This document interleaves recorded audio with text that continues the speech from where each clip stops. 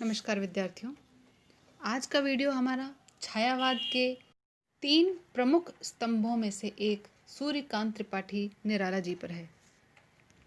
छायावाद आधुनिक हिंदी कविता के उस वाद का नाम है जो सन 1800 से सन 1936 तक चलता है और हिंदी काव्य की प्रमुख काव्यधारा के रूप में जाना जाता है, जो रीतिकालीन श्रृंगारिकता और द्विवेदी युगीन काव्य की इतिवृत्तात्मकता, नैतिकता और आदर्शवाद के विरोध में खड़ा हुआ था।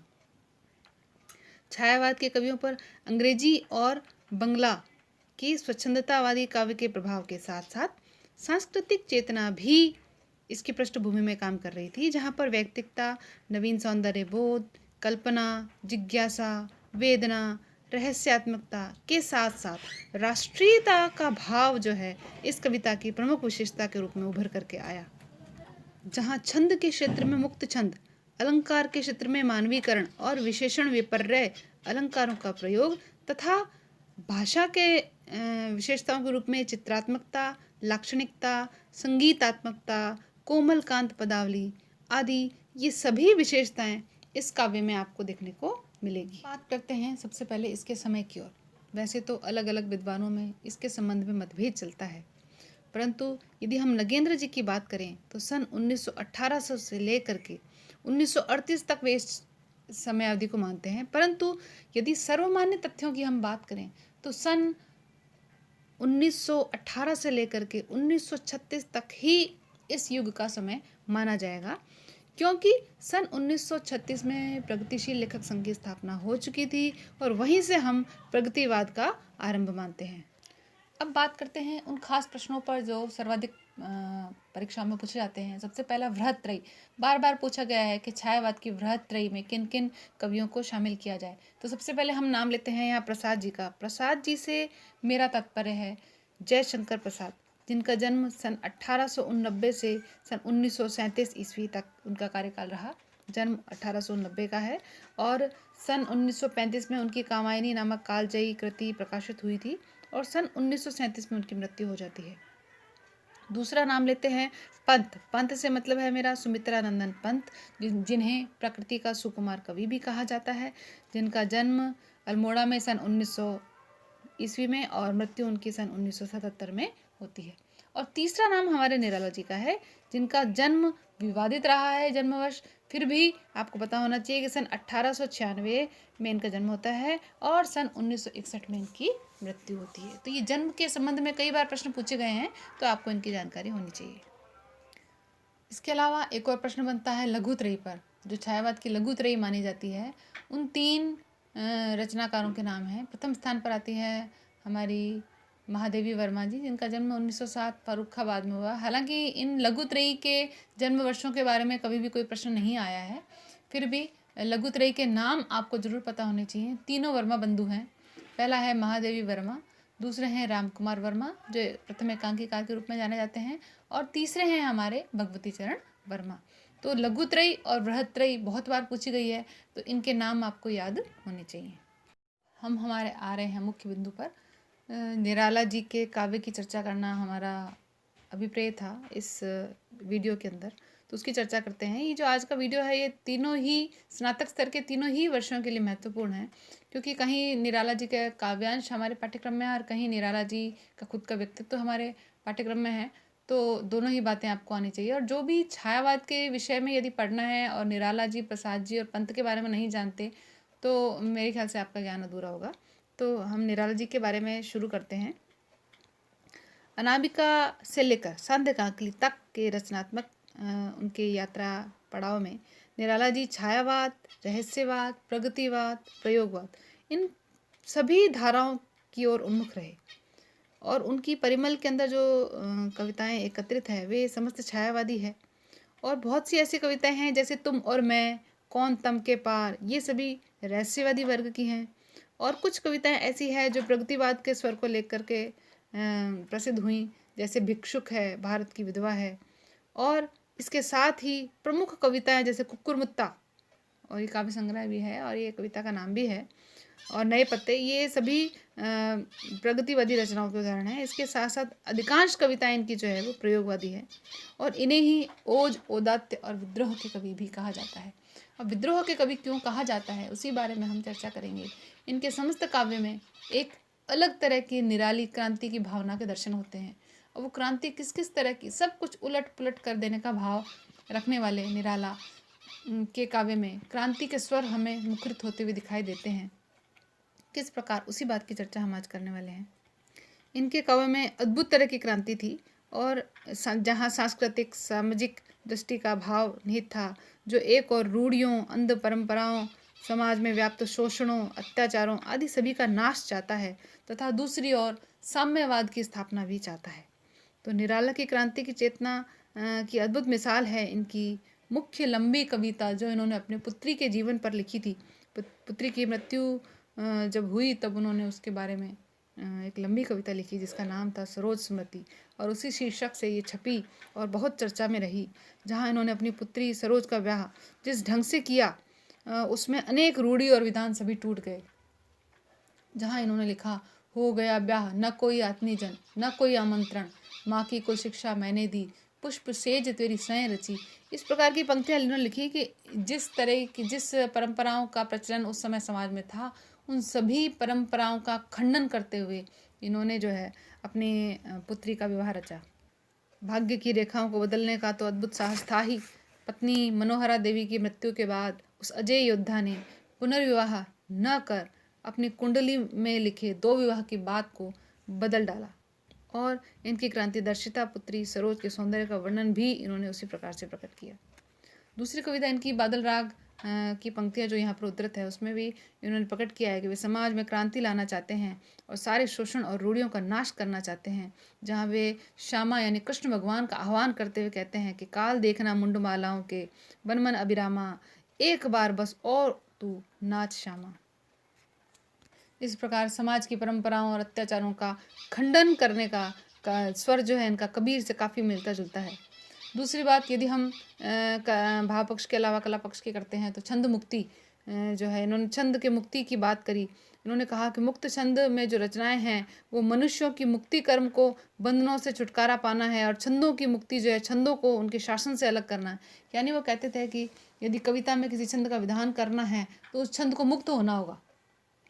यदि छंद मुक्त नहीं है, बंदी बंधाई परम पाटी में है, तो एक कवि की अभिव्यक्ति, कवि की बात कैसे मुक्त हो सकती है। तो मुक्त भाव से कवियों के पक्षधर थे, उनकी अभिव्यक्ति के पक्षधर होने के कारण इन्होंने छंदों को भी मुक्ति का विधान किया।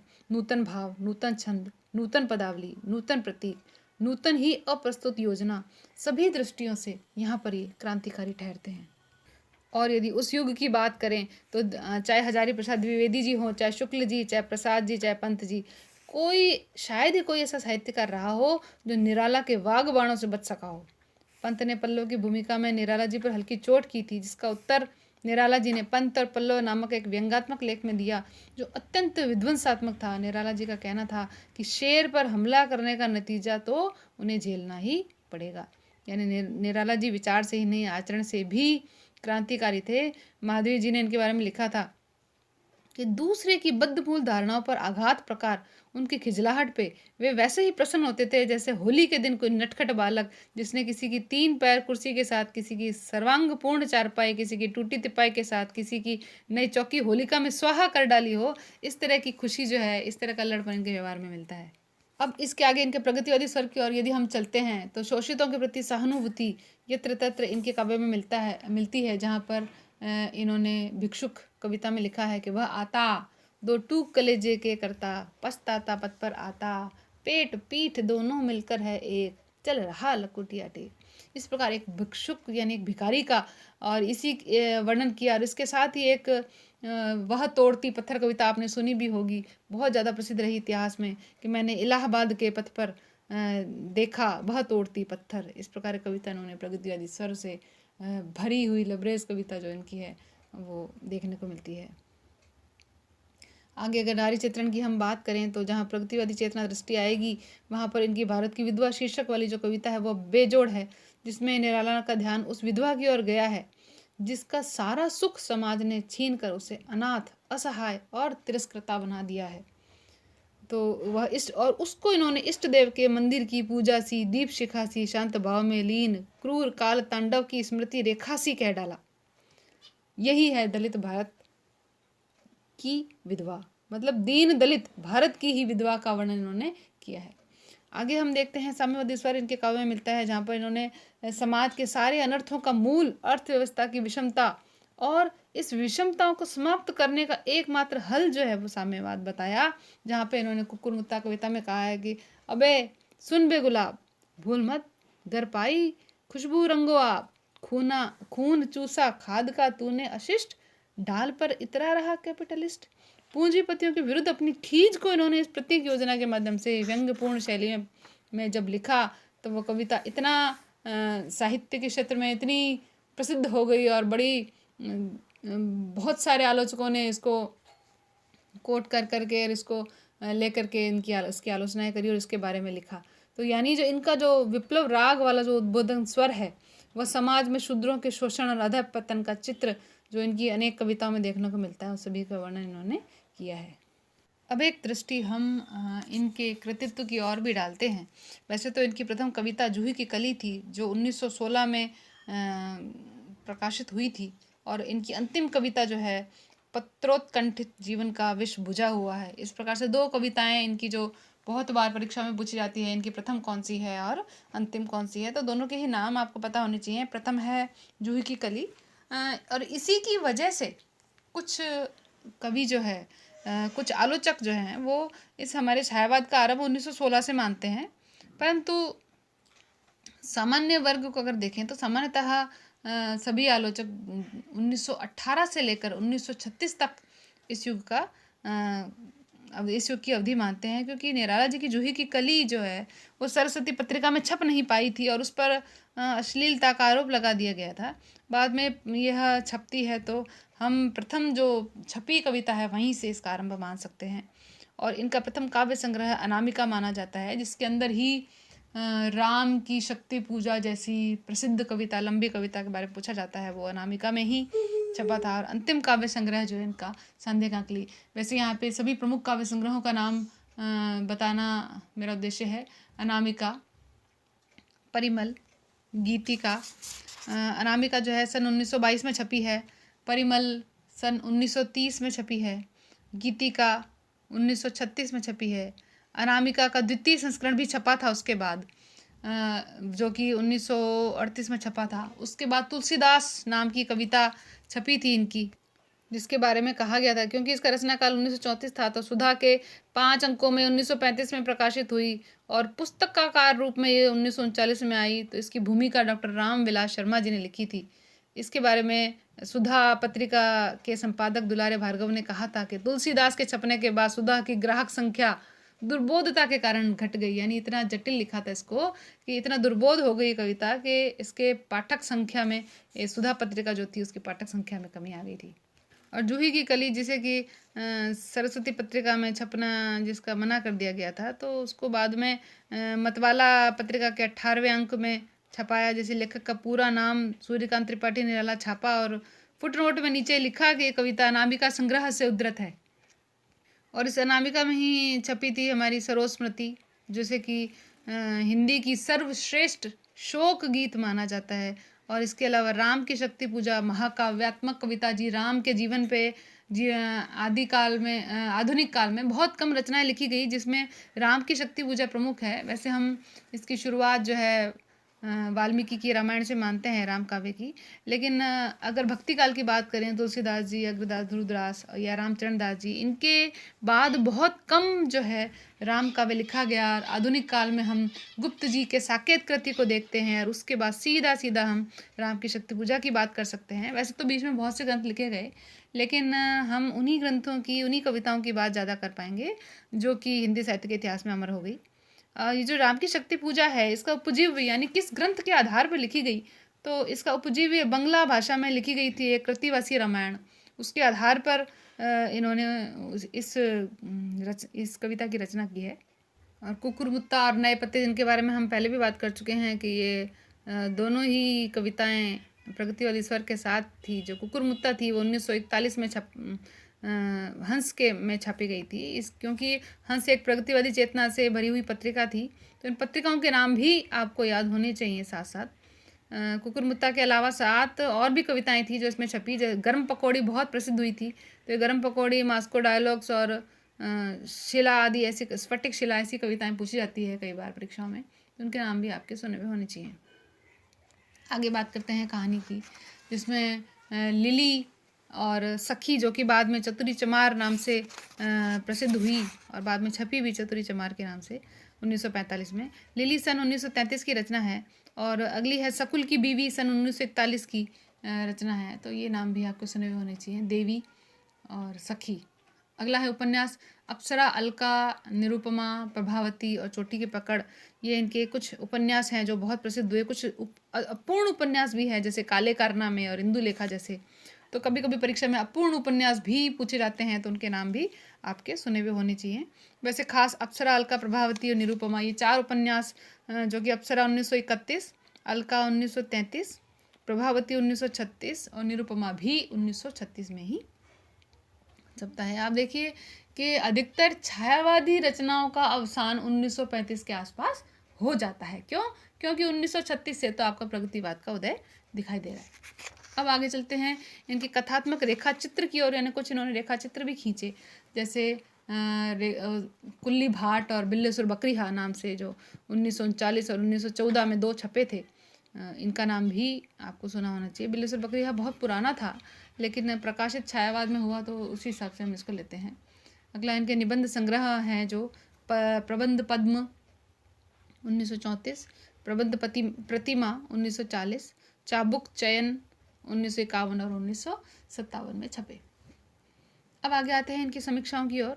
2 समीक्षाएं इनकी प्रसिद्ध रही, एक रविंद्र कविता कानन जो सन 1928 में छपी, और पंत और पल्लव नाम से जो 1949 में छपी, जिन पे इन्होंने पंत पर कठोर प्रहार भी किए। इस तरह की समीक्षात्मक कृतियां हैं। उनके काव्य पर कटाक्ष भी किए हैं। अब आगे आते हैं हम पत्र संपादन की ओर, कि इन्होंने कुछ पत्रों का संपादन भी किया है, जैसे समन्वय, मतवाला और सुधा। समन्वय जो है वो रामकृष्ण मिशन से प्रकाशित होता था सन 1922 में। मतवाला का संपादन भी इन्होंने किया कि महादेव बाबू द्वारा इन्हें सन 1923-24 में संपादक मंडल में शामिल किया गया था। सुधा पत्रिका जो थी वो संपादकीय लेख और रंगीला पत्र के संपादक भी थे साथ में ये, और प्रूफ रीडर भी रहे वहाँ पे। और इनके बारे में कुछ पत्र साहित्य भी रचा गया जो इन पर लिखी गई आलोचना मानी जाती है, और उनमें सबसे प्रसिद्ध हुआ रामविलास शर्मा द्वारा संपादित निराला की साहित्य साधना नाम से। जो निराला जी की साहित्य साधना है वो 3 खंडों में छपी, और उसको हम एक तरह से निराला जी की जीवनी भी कह सकते हैं, रामविलास शर्मा द्वारा रचित थी। और इसके अलावा तो बहुत से हैं ही, निराला रचनावली जो कि 8 खंडों में छपी, और सारिका अवशेषों और सोनलाल भार्गव के सौजन्य से निराला की साहित्य साधना में निराला के पत्र भी निकाले गए। इस तरह की बहुत सारी बातें हैं इनके बारे में जो भी आपके लिए जानना ज़रूरी है। तो हम शुरू करेंगे निराला जी के जीवन से, और अंत करेंगे निराला जी की रचनाओं पर। इसके अलावा भी आप कुछ और चीज़, निराला जी की कुछ चर्चित पंक्तियाँ भी इनमें जोड़ सकते हैं, जैसे मैं शैली अपनाई। इन्होंने माधुरी पत्रिका के लिए लिखा था, कि क्योंकि सबसे पहले मैंने आपको कहा कि छंद के बंद तोड़ने वाले यही थे, और मैं शैली में लिखने वाले थे, क्योंकि छायावाद हमारे हिंदी साहित्य का ऐसा उत्कृष्ट काल है जिसमें कि हम 4 प्रमुख स्तंभों के बारे में पढ़ते हैं। 3 प्रसिद्ध कवि और 4 प्रमुख स्तंभ। तो प्रसिद्ध कवि में बृहत्त्रयी आ जाती है, और यदि हम 4 स्तंभों की बात करते हैं तो 3 त्रयी के साथ हम एक महादेवी जी को भी इसमें जोड़ते हैं। तो ये था हमारे छायावाद के में निराला जी का जीवन, और इसको आप पढ़िए, और इसको पढ़ने के बाद ही छायावाद की विशेषताओं को भी पढ़िए, ताकि आपको ये एक दूसरे से कनेक्ट कर पाए, एक दूसरे से जोड़ पाएँ कि किस प्रकार इनके काव्य में जो चीज़